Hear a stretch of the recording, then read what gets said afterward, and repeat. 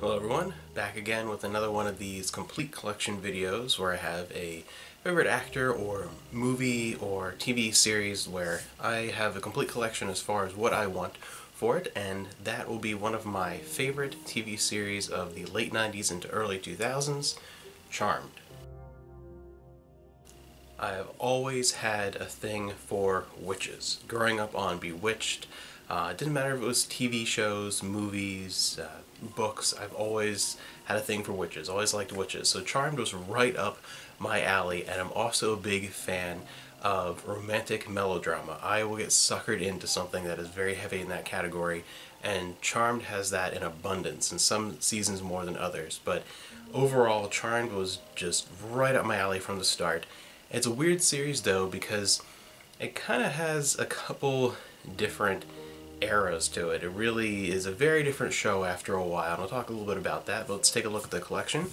First off, we have the complete Season 1 DVD box set, this original box set here, and Charmed, if you don't know it, which has also had a reboot recently. I've never seen it, I have zero interest, but Charmed is the story of three sisters, of the power of three, the chosen ones. You have the older sister, Prue, and you have Piper and Phoebe, and this is the original trio. There was eventually, thanks to behind-the-scenes issues we'll talk about a little bit later, a fourth sister, and that's kind of the turning point for the show. But the original season is fantastic because it really has a great balance of the sisters dealing with personal issues and the sisters dealing with magical issues, and it's a very fascinating show about them gaining their powers in the premiere episode, and they don't realize that they're witches. They gain their powers in the premiere episode after the death of their grandmother, and then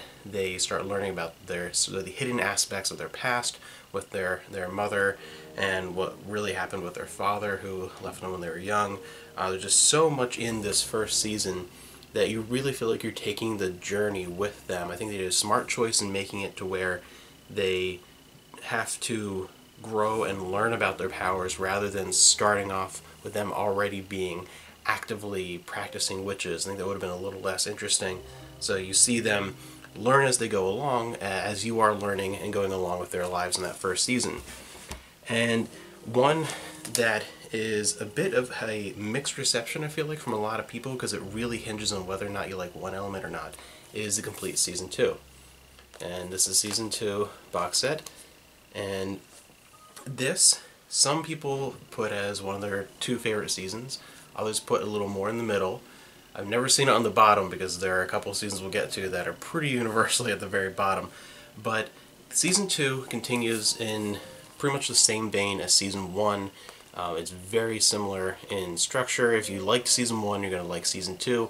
There's one element that is sort of a love it or hate it with some people, and that is the Piper love trio with Leo, their white lighter, their guardian, not spoiling too much, and their new neighbor Dan. And there's a lot of that in Season 2. It's very, very heavy, and there's a lot surrounding Piper's character in relation to that. So I think one thing is if you really love that love triangle aspect during Season 2, if you love the romantic melodrama element to Piper's story, and if you're a big Piper fan, Season 2 is going to be one of your absolute favorites. If not, it's going to be a little bit lower on your list. For me, by far, Piper is my favorite.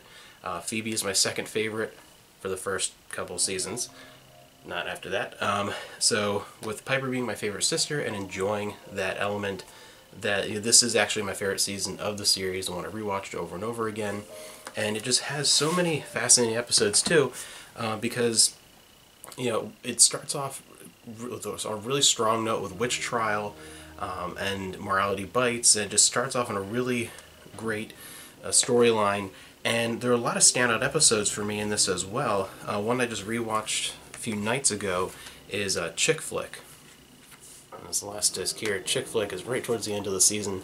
I really, really enjoy that.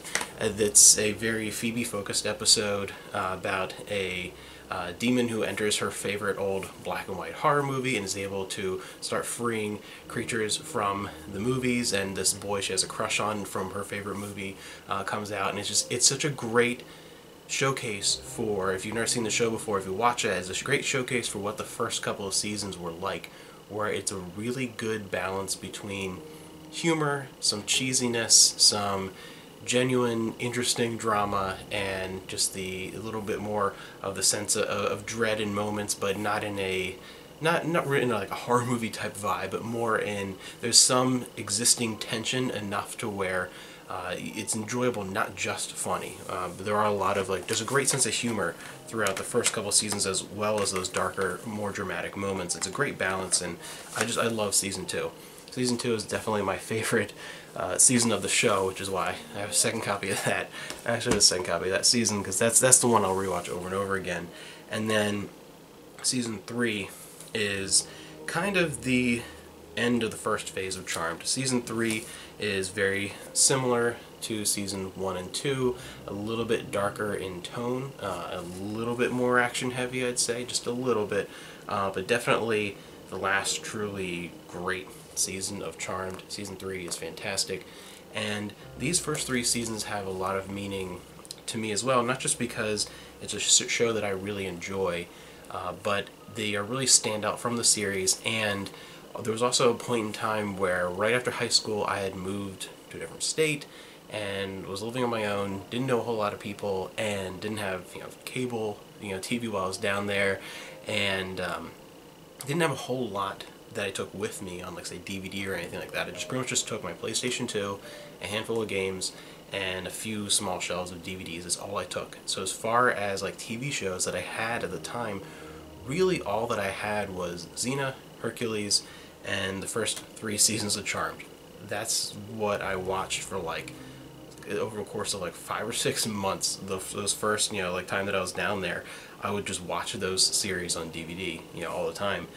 So it really had a great impact on me because of that secondary experience of rewatching those first couple of seasons several times over at that time, and really just growing attached to these 3 characters. And the issue here is that, one, the original creator kind of had a little bit less influence after this point on the way the show went. There are differences of opinion on how certain characters should be portrayed and whether they should stay or go. Namely, Cole is a very good example, who is a demon that ends up being, eventually, the boyfriend and then much more to Phoebe. And the show just took a very different direction, and there was also behind-the-scenes issues with Shannon Doherty, and there are 1,000,001 different stories of exactly what was going on. One of the prominent things is that there were some fights between the actors, especially between Alyssa Milano and Sharon Doherty. That's one of the prominent things that always comes up in discussion, but we'll never know exactly 100% what was going on. But anyway, eventually the eldest sister, Prue, was kicked off the show, and that's a big problem because the entire premise of the show is about the power of 3, is about these 3 sisters who have been fated to come together for such a long time, and the evil powers of evil are after them because they are these 3 super powerful witches. The entire premise of the show is about there being 3 sisters. So what the heck do you do if one of the sisters, kind of in the way the leader, the older sister, is gone? And I won't, if you haven't seen the show before, I won't really tell you how that character leaves, but the character leaves at the end of this season, and it's very sudden. It's not handled all that well, and it throws you into a quick fix for the story because the writers realized that we have a problem. We need a 3rd sister, so they introduced Paige, a secret 4th sister, and came up with a backstory. They pulled it out of their butts on how she exists, and it just didn't go so well. The 4th season is okay. It doesn't quite live up to the first 3. You already start seeing the beginnings of the change in tone of the show. It hasn't quite happened yet, but you can see it happening a little bit here. You can see the changes to Phoebe's character really start beginning, where I said, Phoebe was my second favorite character those first few seasons, but after a while she became one of my least favorite. They really messed with her over the years. Piper, the whole way through, I still love Piper. Piper's my favorite, one of my favorite TV witches ever. Paige, I never really, I don't know what it was about Paige. I never really got into her character. I don't know. Not to say that Rose McGowan did like a terrible job or anything. She did the best with the situation she was shoved into and the character that she was given. And there were a few interesting little storylines with the character and had some potential, but never clicked with me in the same way. And the show never quite felt the same. This was still an enjoyable enough season to watch through, and there were a few storylines I really enjoyed. But overall, it just didn't have quite the same feel, and things really changed from here on out. The one big difference, I'll say, between the first 3 seasons and the show as it went on, one, you get much more heavily into mystical, fantastical creatures. It gets a little more lighthearted and silly most seasons. Certain characters just start changing and really, I don't like where they go, namely the issue with Cole and Phoebe is one big element where the changes of characters over the years. It just doesn't quite work as well. The 3 sisters don't have quite the same dynamic.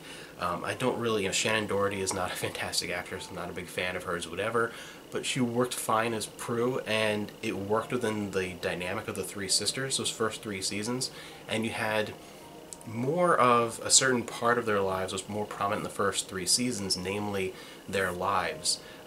With especially career changes with 2 of the sisters, and then Phoebe going back to college. You had all these things that were just kind of left behind after a while, and the first 3 seasons to me felt like 3 sisters trying to fit being witches and the magical world into their lives, but still try and hold on to as much normalcy as possible.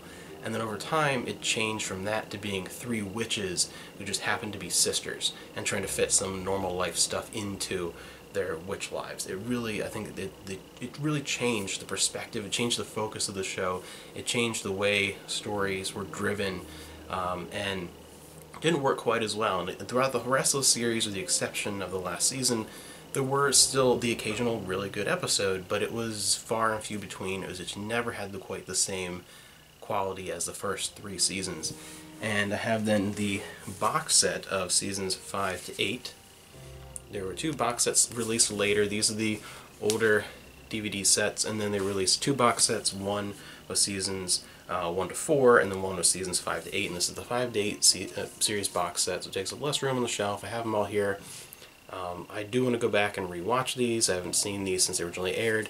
I got this to make my way through the series again, because there are, again, those individual episodes and a couple of story lines that I do enjoy in the later seasons, even if they don't quite reach their full potential. There's still something to enjoy there. It's still kind of a guilty pleasure show after a while, but it just does not have quite the same quality as those first few seasons. And the last season in particular, there were massive budget cuts during that season, and it was not handled well, and it's just not a very good season at all. The very last season ends on a bad note. But anyway, that is my complete DVD collection for Charmed, a series I really enjoy revisiting those first few seasons. And again, I'm trying to make my way back through the rest of the series and give it a rewatch. And I also have most of these I picked up very recently, just happened to find all at the same time at a thrift store, aside from 2 that I already owned, a bunch of Charmed books.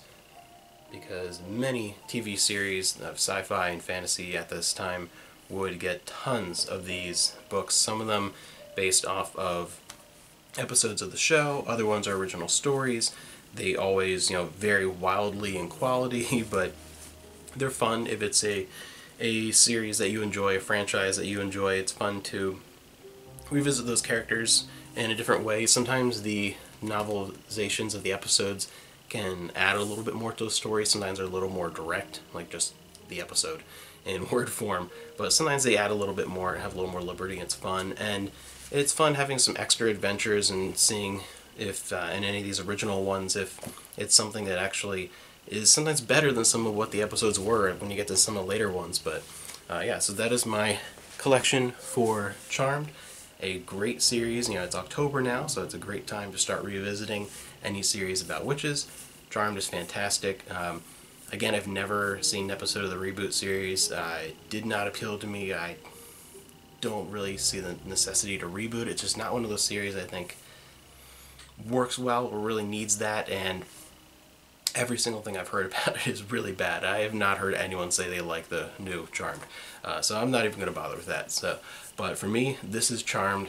Charmed is complete. I have the whole series on DVD. Great little book collection. It's a very fun series. One of my favorite series from this time period. And yeah, if you are into the romance and the melodrama and witches, and it's just a fun, enjoyable series with some great highs towards the beginning, some terrible lows towards the end, but it's still an enjoyable ride the whole way through.